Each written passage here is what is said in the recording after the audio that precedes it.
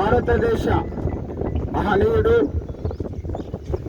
దళిత బహుజన బాంధవుడు బాబు జగ్జీవన్ రామ్ గారి వర్ధంతి కార్యక్రమాన్ని నిర్వహిస్తున్న ప్రియమిత్రులు రాజారాం ప్రకాష్ సార్ గారు మరియు గురుతుల్యులు మిత్రులు నాయకంటి నరసింహ శర్మ గారు, వనపర్తి సామాజికవేత్త గంధం నాగరాజు గారు, అట్లాగే శేఖర్ బాల్మియా కుర్మయ్య గారి కార్యక్రమానికి ఇచ్చేసిన అందరికీ స్వాగతం పలుకుతూ, బాబు జగ్జీవన్ రామ్ అనగానే ఆయన సంక్షిప్త నామం భారతదేశంలో బాపూజీ, ఒక నేతాజీ ఇట్లా గుర్తొస్తారు.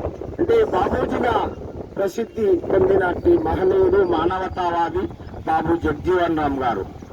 బాబు జగ్జీవన్ రామ్ గారు 1908 ఏప్రిల్ 5న జన్మించి 1986 జూలై 6న మరణించారు. ఆయన జయంతి ఏప్రిల్ 5ను మన అఖండ భారతదేశంలో జాతీయ సమానత్వ దినోత్సవంగా నిర్వహిస్తారు. అటువంటి బాబు జగ్జీవన్ రామ్ గారు ఒక రాజకీయవేత్తగా, సంఘ సంస్కర్తగా, స్వాతంత్ర సమరయోధుడుగా భారతదేశంలో 40 ఏళ్ల పాటు సుదీర్ఘ రాజకీయాల్లో ఉండి వివిధ మంత్రి పదవులు అలంకరించి ప్రపంచ ప్రసిద్ధి పొందిన మహనీయుడు జగ్జీవన్ రామ్ గారు. ఆయన 1935లో అంటరాని వారి సమానత్వం కోసం All India Depressed Classes League, అఖిల భారత అంటరాని వారి కోసం అఖిల భారత సమాజ సంఘాన్ని ఏర్పరిచిన మహనీయుడు. ఆయన మొట్టమొదట 1937లో బీహార్లో సాసారం నియోజకవర్గం నుంచి ఎమ్మెల్యేగా ఎన్నికయ్యాడు. తర్వాత ఆయన జీవితాంతం అక్కడి నుంచే ఎంపీగా, ఎమ్మెల్యేగా నిలబడి 40 సంవత్సరాలు రాజకీయాల్లో ఉన్నాడు.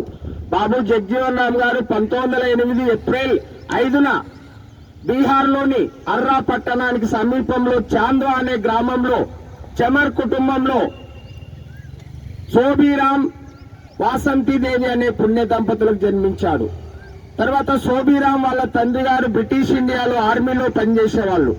తర్వాత ఆయన చాంద్వాలో చదివి అర్రా టౌన్ స్కూల్లో చదువుతున్నప్పుడు ఒక సంఘటన కూడా జరిగింది. అక్కడ హిందువులకు, ముస్లింలకు ఒక చెరువు కుండ పెట్టేవాళ్ళు.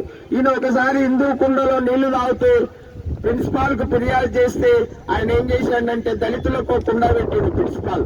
ఆ దళితుల కుండ 2 సార్లు పగలగొట్టి అందరూ సమానమే, మానవత్వ హితాన్ని, సమానత్వాన్ని చాటిన మహనీయుడు ఎవరంటే జగ్జీవన్ రామ్ గారు.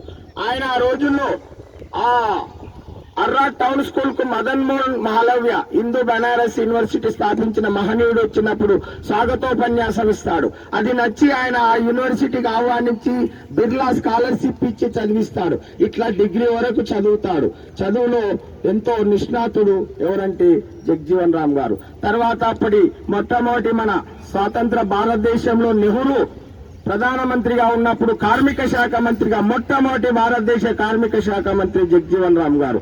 కార్మికులకు ఎన్నో సంక్షేమ పథకాలు ప్రవేశపెట్టాడు. తర్వాత రక్షణ శాఖ మంత్రిగా ఉండి 71లో ఇండో పాక్ యుద్ధంలో తత్ఫలితంగా బంగ్లాదేశ్ ఏర్పడింది. తర్వాత వ్యవసాయ శాఖ మంత్రిగా ఉండి 1974లో కరువు వస్తే హరిత విప్లవాన్ని తీసుకొచ్చి ఆహార కొరతను తీర్చిన మహనీయుడు జగ్జీవన్ రామ్ గారు.